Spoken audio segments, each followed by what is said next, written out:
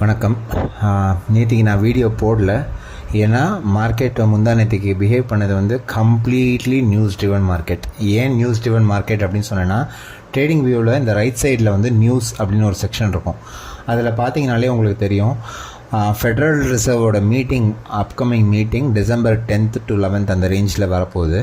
அந்த ரேஞ்சில் positive expectancy வரும் அப்படிங்கிறத வச்சு இந்தியாவில் வந்து இப்போதைக்கே ரியாக்ஷன் ஸ்டார்ட் பண்ணிட்டாங்க.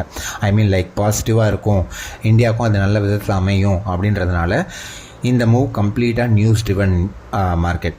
ஸோ நியூஸ் ட்ரிவன் மார்க்கெட் நம்ம என்ன பிளான் பண்ணோன்னா, எய்தர் ஏதாவது நம்ம 15 minutes ஒரு 3 சப்ளை வரைஞ்சிருந்தோம்.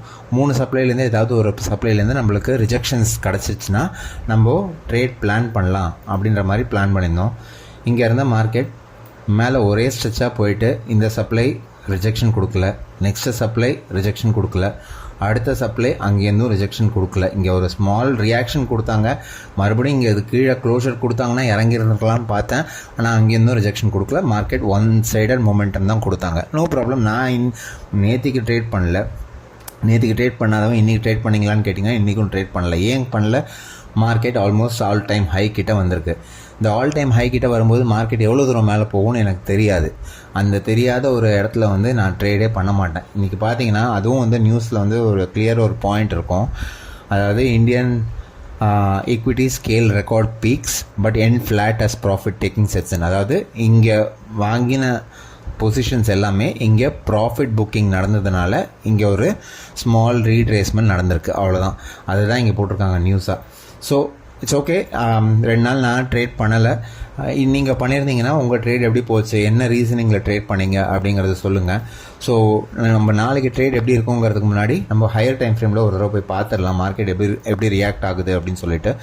ஸோ டெய்லி டைம் ஃப்ரேமில் மார்க்கெட் புல்லிஷில் வந்து மொமெண்டம் கொடுத்துட்டு இந்த ஆல் டைம் ஹை, அதாவது தேர்ஸ்டே ஃபார்ம் பண்ணி இந்த ஹைக்கு மேலே க்ளோஷர் கொடுக்கல, அதுக்கு கீழே தான் க்ளோஷர் கொடுத்துருக்காங்க. ஸோ புல்லிஷில் தான் இன்னும் இருக்குது, ஆனால் ரீட்ரேஸ்மெண்ட் வரதுக்கு சான்சஸ் இருக்குது அப்படிங்கிறத தெரிஞ்சுக்குங்க. ஸோ நம்மளுக்கு டே டைம் ஃப்ரேமில் இன்னொரு விஷயம் என்னென்னா, இங்கே க்ளோஷர் கொடுத்துருந்தாங்கன்னா இது வந்து நம்மளுக்கு சப்ளையாக ஆக்ட் ஆகும். நல்லா தெரிஞ்சுக்குங்க. இதுக்கு மேலே நம்மளுக்கு க்ளோஷர் கொடுத்துருந்தாங்க அப்படின்னா இது வந்து நம்மளுக்கு சப்ளையாக ஆக்ட் ஆகும். இந்த க்ளோஷர் கொடுக்கல அப்படிங்கிறதுனால இது சப்ளையாக ஆக்ட் ஆகாது. Okay. So point number 1, 4 hours நம்ம போய் பார்த்தோன்னா அதே தான். இந்த மொமெண்டம் வந்து இதுக்கு மேலே க்ளோஷர் கொடுக்காம இங்கேருந்து ரீட்ரேஸ்மெண்ட் பண்ணிட்டு மேலே ஒரு புல் பேக் நடந்திருக்கு. ஸோ நாளைக்கு மார்க்கெட் எப்படி நடக்கும் அப்படிங்கிறத பார்க்கலாம். ஸோ 15 minutes டைம் ஃப்ரேமில் பார்த்தீங்கன்னா ஒரு சேஞ்ச் ஆஃப் கேரக்டர் கொடுத்துருக்காங்க. புல்லிஷ் மொமெண்டம்லேருந்து பேரிஷ்க்கு மாறுறதுக்கு ஒரு சேஞ்ச் ஆஃப் கேரக்டர் கொடுத்துருக்கிறவங்க வந்து 2 சப்ளையில் ஓப்பனில் விட்டு போயிருக்காங்க. இது ரெண்டும் நாளைக்கு க்ரூஷியலாக ஆக்ட் ஆகும். இது 1 சப்ளை, 2வது சப்ளை வந்து நம்மளுக்கு இங்கே ஒரு சப்ளை விட்டு போயிருக்காங்க. ஏன் இதை சப்ளை அப்படின்னு சொல்கிறேன்னா, மார்க்கெட் இந்த சப்ளைலேருந்து இமீடியட்டாக ரியாக்ட் ஆகிறதுக்கு சான்சஸ் ஜாஸ்தி. நல்லா புரிஞ்சுக்குங்க. இதுதான் last indecisive candle before break of structure. இங்கேருந்தும் ரியாக்ட் பண்ணலாம், அதே சமயம் இங்கேருந்தும் ரியாக்ட் பண்ணலாம் அப்படின்னா என்ன அர்த்தம்னா, சப்போஸ் நாளைக்கு மார்க்கெட் ஃப்ளாட்டாக ஓப்பன் ஆகிறாங்க, மேலே போயிட்டு இம்மீடியட்டாக கீழே வராங்க அப்படின்னா நம்ம கொஞ்ச நேரம் பொறுமையாக தான் இருக்கணும்.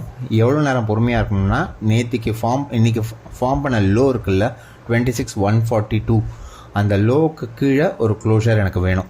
15 minutes டைம் ஃப்ரேமில் க்ளோஷர் எனக்கு கிடச்சிச்சின்னா இம்மீடியட் புல் பேக்கில் நம்ம புட்டு இறங்கிடலாம். நல்லா தெரிஞ்சுக்குங்க. இந்த சப்ளைலேருந்தே நம்மளுக்கு க்ளோஷர் கொடுத்தாங்கன்னா இது வந்து ஒரு பிரேக் ஆஃப் ஸ்ட்ரக்சர் அப்படின்னு அர்த்தம். இமீடியட் இந்த லெக் ஆஃப் ப்ரைஸ் ஆக்ஷன் 26,220, 240லேருந்து 26,140 இந்த 100 point ரேஞ்சிலேயே நம்மளுக்கு ஏதாவது ஒரு சப்ளை இருந்துச்சுன்னா அங்கேருந்து நம்ம தாராளமாக புட்டு இறங்கலாம். ஓகே. இது ட்ரேட் பிளான் நம்பர் 1. இதே ட்ரேட் பிளான் இங்கேயும் அப்ளிகபிள். அதாவது மார்க்கெட் மேலே போக ஆரம்பித்து நம்மளுக்கு கீழே வர்றாங்க அப்படின்னா நம்ம அப்பயும் 26,140 வரைக்கும் வெயிட் பண்ணி தான் ஆகணும். ஸோ இதுலேருந்து நம்மளுக்கு என்ன தெரியுது அப்படின்னா, நாளைக்கு சிம்பிளாக மார்க்கெட் இதுக்கு மேலே போக ஆரம்பித்தாங்கன்னா இந்த சப்ளை வரைக்கும் தொட்டுட்டு கீழே வராங்கன்னா நான் வந்து அவாய்ட் பண்ண தான் பார்ப்பேன். ஏன் அவாய்ட் பண்ண பார்ப்பேன்? ரீசன் நல்லா புரிஞ்சுக்குங்க. நான் டெய்லி சொல்லிகிட்டு இருக்கிற பாயிண்ட் இது ஒன்று தான். நிஃப்டி 100 to 120 பாயிண்ட்ஸ் ஒரு நாளைக்கு மூவ்மெண்ட் கொடுக்கும். அதுக்காக நம்ம இங்கேருந்தே பிளைண்டாக இறங்கலாமா அப்படின்னு கேட்டால் கூடாது. இங்கேருந்து நம்ம இறங்குறத பற்றி யோசிக்கலாம். எப்போ யோசிக்கலாம் அப்படின்னாக்க ஸ்மாலஸ்ட் டைம் ஃப்ரேம், அதாவது 1 minute டைம் ஃப்ரேமில் இப்போதைக்கு புல்லிஷில் இருக்கு இல்லைங்களா, இந்த புல்லிஷில் இருக்கிறது வந்து மறுபடியும் இங்கே பிரேக் ஆஃப் ஸ்ட்ரக்சர் கொடுத்து ஸ்மால் பிரேக் ஆஃப் ஸ்ட்ரக்சர் கொடுத்துட்டு இங்கே வந்து பேரிஷாக மறுபடியும் மாறுதுன்னா நம்ம இங்கே இறங்குறத பற்றி யோசிக்கலாம். இங்கேருந்து நம்ம அட்லீஸ்ட் இன்னையோட லோ வரைக்கும் டார்கெட் பண்ணுறதை பற்றி யோசிக்கலாம். ஏன்னா அதுக்கு மேலே மார்க்கெட் ஒரு நாளைக்கு மூவ் ஆகாது, அது நல்லா புரிஞ்சுக்குங்க. ஸோ 15 minutes டைம் ஃப்ரேமில் எனக்கு இந்த சப்ளைலேருந்து ரியாக்ட் பண்ணிவிட்டு இங்கே கீழே க்ளோஷர் கொடுக்குறாங்க அப்படின்னா தாராளமாக நம்ம புட்டில் வந்து இமீடியட்டாக இறங்கலாம். அதுவே இங்கே இந்த சப்ளை வரைக்கும் ட்ராவல் பண்ணிவிட்டு அதுக்கப்புறமா ஒரு ஸ்மால் சேஞ்ச் ஆஃப் கேரக்டர் கொடுக்குறாங்க அப்படின்னா நம்ம 1 minute டைம் ஃப்ரேமில் இங்கே கன்ஃபர்மேஷன் கிடச்சதுக்கப்புறமா தாராளமாக இறங்கலாம்.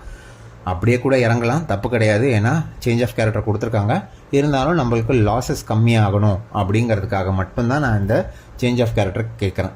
ஏன்னா மார்க்கெட் சப்போஸ் இப்படி வந்துட்டு இங்கே சேஞ்ச் ஆஃப் கேரக்டர் கொடுக்காம இங்கேருந்து ரியாக்ட் பண்ணுறாங்கன்னு நீங்கள் நினச்சிட்டு இந்த லோவஸ்ட் பாயிண்ட் கூட சப்போஸ் கேப் அப்பில் ஓப்பன் ஆகிட்டு இந்த லோவஸ்ட் பாயிண்ட் கூட பிரேக் பண்ணாமல் மார்க்கெட் அப்படியே மேலே போக ஆரம்பித்தாங்கன்னா நம்மளுக்கு லாஸ் தான் ஆகும். ஸோ இந்த லாஸை நம்ம அவாய்ட் பண்ணுறதுக்காக தான் இங்கே ஸ்மால் கன்ஃபர்மேஷன் எனக்கு வேணும். அட்லீஸ்ட் கேப் அப்பில் ஓப்பன் ஆனாங்கன்னா அந்த லோவையாவது எனக்கு பிரேக் பண்ணணும். அந்த லோவை பிரேக் பண்ணி க்ளோஷர் கொடுத்துட்டு புல் பேக்கில் நம்ம இமீடியட்டாக இறங்கலாம், தப்பே கிடையாது. ஓகே, ஸோ இது மார்க்கெட்டுக்கான ஐடியல் செட்டப். நாளைக்கு either this supply or this supply. Okay, இது trade plan number 1. Suppose market மேலே போகாமல் இங்கேருந்தே கீழே வராங்க, இங்கேருந்து கீழே வந்துட்டு இது கீழே க்ளோஷர் கொடுக்குறாங்க, இல்லை கேப் டவுனில் ஓப்பன் ஆகிட்டு இதுக்கு கீழே ஓப்பன் ஆகிறாங்க அப்படின்னா இன்றைக்கி க்ளோஷர் கேப் டவுனில் ஓப்பன் ஆனால் மட்டும் சொல்கிறேன். இன்றைக்கி க்ளோஷர் பாயிண்ட்லேருந்தோ இல்லைனா இமீடியட் நம்மளுக்கு ஏதாவது சப்ளைஸ் இந்த லெக் ஆஃப் ப்ரைஸ் ஆக்ஷனில் ஏதாவது சப்ளைஸ் ஏதாவது இருக்குன்னா அங்கேருந்து நம்ம இறங்குறத பற்றி தப்பே கிடையாது. ஸோ டவுன் சைட் டார்கெட்ஸ் எவ்வளோ தூரம் இருக்கும் அப்படின்னு கேட்டிங்கனாக்கா 100 பாயிண்ட்ஸ் டார்கெட்ஸ் எப்பயுமே வச்சுக்கோங்க. தாராளமாக 100 பாயிண்ட்ஸ் வரைக்கும் போகும். அதுக்கு மேலே நம்ம லார்ஜர் டார்கெட்ஸ்க்கு வச்சு நம்ம டைம் வேஸ்ட் பண்ண வேணாம். ப்ளஸ் மார்க்கெட்டோட மூமெண்ட்ஸ்க்கு டிகேக்கும் நம்ம பலியாட ஆக வேணாம். ஸோ இங்கே நம்ம இறங்குறோம், இங்கே நம்மளுக்கு கன்ஃபர்மேஷன் கிடச்சி நம்ம இங்கே இறங்குறோம், 250 ரேஞ்சில் நம்ம இறங்குறோம், இல்லை 200 ரேஞ்சில் நம்ம இறங்குறோம், இல்லை 150 ரேஞ்சில் இறங்குறோம். எங்கே இறங்கினாலும் ஒரு 100 பாயிண்ட்ஸ், இப்போ நம்ம 150ல் இறங்குறோன்னா 26,050 அந்த ரேஞ்சில் நம்மளுக்கு ஏதாவது ஒரு டிமாண்ட் இருக்கா, உங்கள் டார்கெட்டாக வைக்கிறதுக்கு ஒரு டிமாண்ட் இருக்கா? இருக்குது. 26,000லேயே நம்மளுக்கு வந்து ஒரு டிமாண்ட் இருக்குது. ஸோ இதை நம்ம டார்கெட்டாக வச்சுக்கலாம். இல்லையா, நம்ம இன்னும் கொஞ்சம் எக்ஸ்டெண்டட் டார்கெட்ஸ் வைக்கணும் அப்படின்னா நம்ம இங்கே க்ராஸ் ஆனதுக்கு அப்புறமா நம்ம ட்ரெயில் பண்ணி நெக்ஸ்ட் டார்கெட்டாக இது வரைக்கும் எடுத்துகிட்டு போகலாம். இந்த ஸ்விங் பாயிண்ட் லோ, இல்லைனா இந்த டார்கெட், இல்லைனா முன்னாடி சொன்ன லிக்விடிட்டி பாயிண்ட், அது வரைக்கும் தாராளமாக எடுத்துகிட்டு போகலாம், தப்பே கிடையாது. ப்ளஸ் இங்கே ஒரு ஸ்விங் பாயிண்ட் இருக்குது, இதையும் நம்ம நோட் பண்ணோம். இங்கேருந்து மார்க்கெட் ரியாக்ட் ஆகலாம். ஸோ 26,060ல் நம்ம க்ளோஸ் பண்ணுறது நல்லது, ட்ரெயில் பண்ண ஆரம்பிக்கிறது நல்லது. 26,150ல் இறங்கணுன்னா 26,050 100 பாயிண்ட்ஸ் தாராளமாக இங்கே மூவ்மெண்ட் கிடைக்கிறதுக்கு சான்சஸ் ஜாஸ்தி. மார்க்கெட் இதையும் உடச்சிட்டு மேலே போனாங்கன்னா நான் ட்ரேட் பண்ண மாட்டேன். ஏன்னா எனக்கு அப்சைடில் ரேஞ்சஸ் தெரியாது, எவ்வளோ தூரம் மார்க்கெட் போகும், இன்றைக்கி போன மாதிரி இதையும் தாண்டி எவ்வளோ தூரம் போகும், போயிட்டு எவ்வளோ தூரத்தில் ப்ராஃபிட் புக்கிங் பண்ணுவாங்க, எங்கேருந்து ரிவர்ஸ் ஆகும், எனக்கு எதுவுமே தெரியாதுங்கிற போது தெரியாத ஒரு இடத்துல நம்ம வந்து போய் மாட்டிக்கிறது பிரச்சனை. ஸோ தெரிஞ்ச இடத்துலேருந்தே நம்ம ட்ரேட் பண்ணணும், அதுதான் ஐடியல். வீடியோ பிடிச்சிருந்ததுன்னா கமெண்ட் பண்ணுங்கள், லைக் பண்ணுங்கள், ஷேர் பண்ணுங்கள். Thank you so much. நம்ம நெக்ஸ்ட் வீடியோவில் சந்திக்கலாம்.